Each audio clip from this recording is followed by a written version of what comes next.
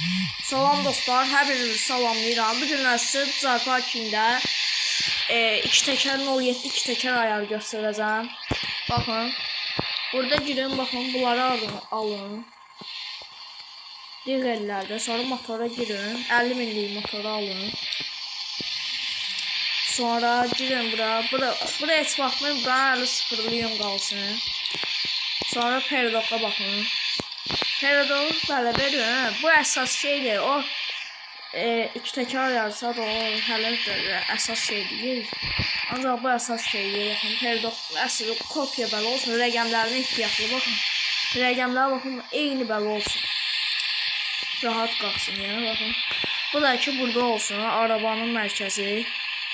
Yox, arabanın mərkəzi demə, ağırlıq mərkəzi. Şaşdı, mən fikrim şaşırdı. Motorun yanından çıxıb göstərim. Ondan deyəsən göstərmişdim. Mən gələn videoda sizə BMW-ni bəzəməyi göstərəcəm. BMW yığmağı göstərəcəm. Pərdə yığmağı yəni.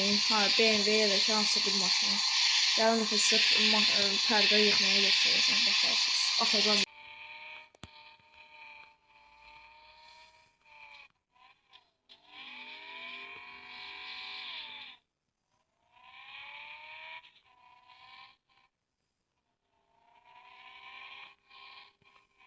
Baxın, görürsünüz nə qəşəng qalxır.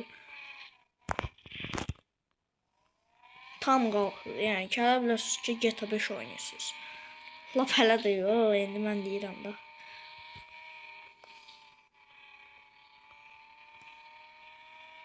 Baxın. Görürsünüz.